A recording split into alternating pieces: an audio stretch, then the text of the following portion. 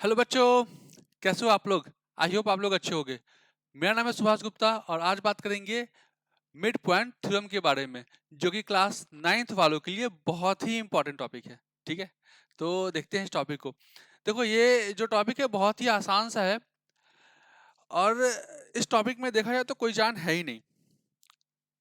Right, किसी भी तरह का कोई भी जान इसमें नहीं है। तो थोड़ा सा देख लेते हैं इसको कैसे करना है। राइट, सबसे पहले करते क्या है, एक ट्रायंगल चूज करते हैं। मिड पॉइंट थ्योरम क्या बोलता है? मिड पॉइंट थ्योरम ये बोलता है कि अगर एक ट्रायंगल है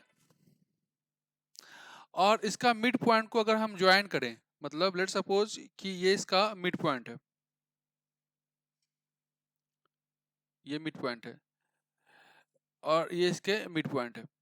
राइट, तो मिड पॉइंट थ्योरम ये बोलता है कि किसी भी ट्रायंगल के अगर मैं मिड पॉइंट को ज्वाइन करता हूं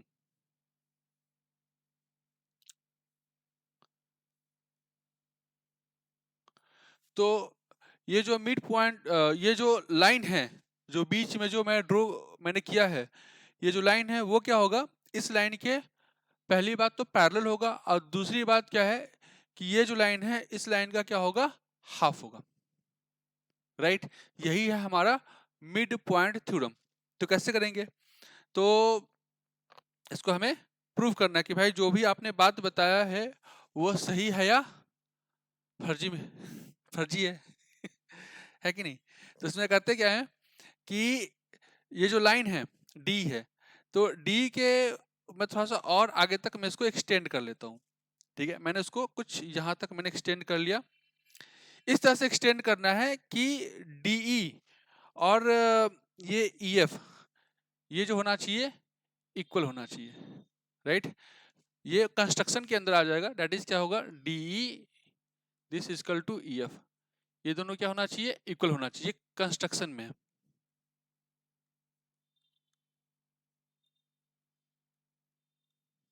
ठीक है, ये एक्चुअली एक सिंगल लाइन ही है लेकिन मैं इसको फिर से ड्रॉ कर देता हूँ।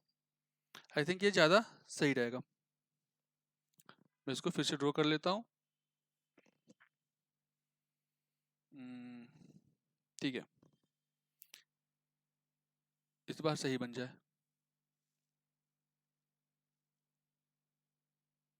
ठीक है, कुछ ऐसा, अगर बाई चांस सही भी ना भी बना हो तो आप समझ लो कि सही है। ठीक है, उसके बाद करना क्या है,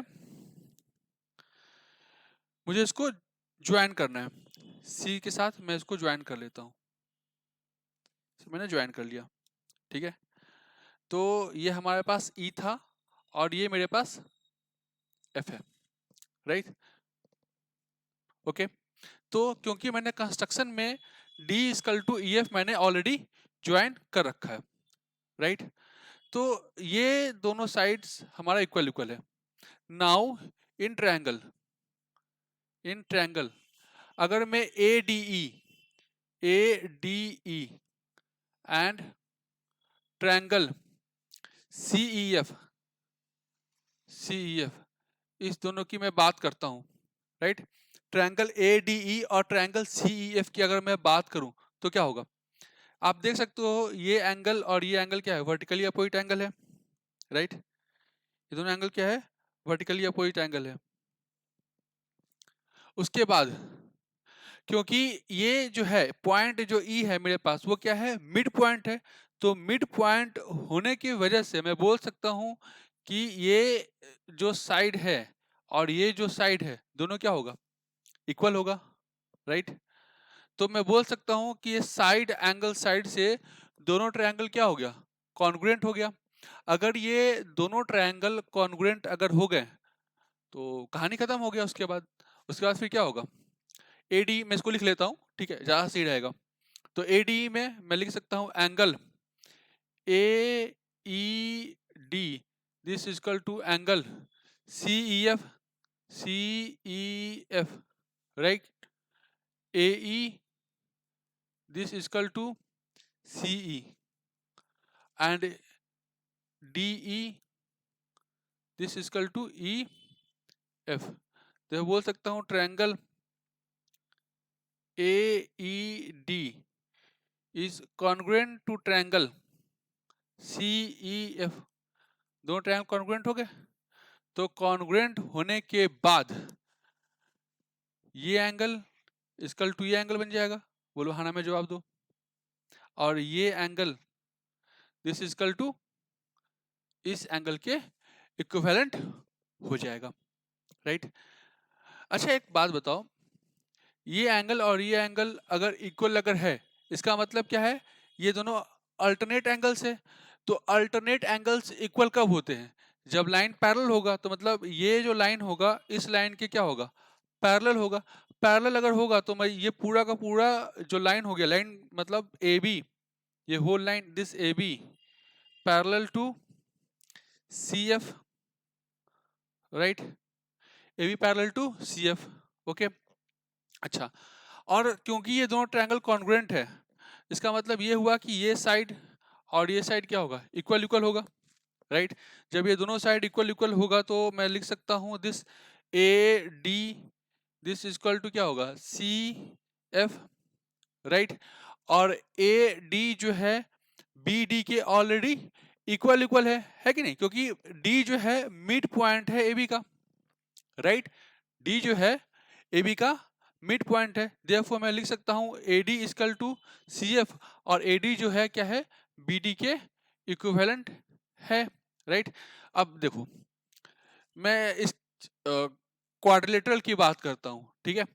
तो इस क्वाड्रिलेटरल में आप देखो B D this equal to क्या है, सी एफ के इक्विवेलेंट है, ठीक है।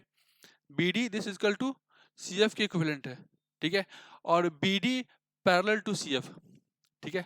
तो किसी भी क्वाड्रिलेटरल में अपोजिट साइड्स पैरेलल और इक्वल अगर हो तो वो क्या बन जाएगा, वो एक पैरेललोग्राम बन जाएगा, राइट।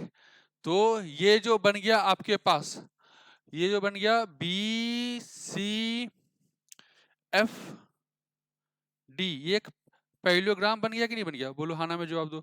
अगर ये पैरेललोग्राम बन गया तो अपोजिट साइड सबसे पहली बात पैरेलल होगा। पैरेलल होने का मतलब क्या है कि BC पैरेलल टू DF, पहली बात तो ये, राइट। और साथ साथ क्या होगा, BC is equal to DF हो जाएगा। BC this is equal to DF, और DF इज इक्वल टू क्या होगा, DE plus EF, right. DF की जगह पे मैं क्या लिख सकता हूं, DE प्लस EF, राइट। और DE और EF ऑलरेडी क्या है, इक्वल इक्वल है। तो जहां पे EF है वहां पे मैं क्या लिख सकता हूँ, D लिख सकता हूँ, राइट। देयरफॉर मैं क्या लिखूं, DE plus D, this become what, 2 times of D, right. Therefore this D का जो वैल्यू होगा वो क्या हो गया, BD बाई 2। यही तो हमें प्रूव करना था। D का जो वैल्यू है, यहाँ पे मैंने एक चीज गलत लिख दिया है, यहाँ पे BD नहीं होगा, यहाँ पे BC होगा, ठीक है। यहाँ पे BC होगा,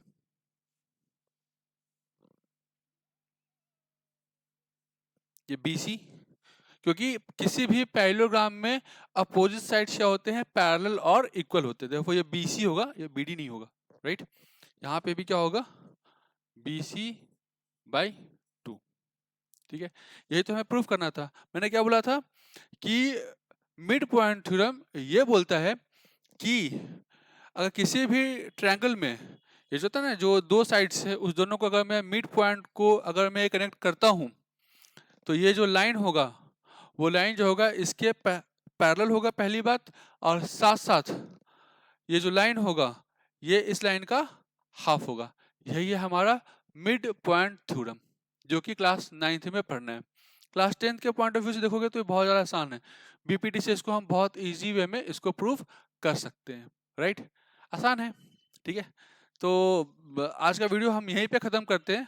आई होप कि ये वीडियो आपके लिए हेल्पफुल रहा होगा। मिलते हैं नेक्स्ट वीडियो में, तब तक के लिए जय हिंद, good luck, take care and bye bye.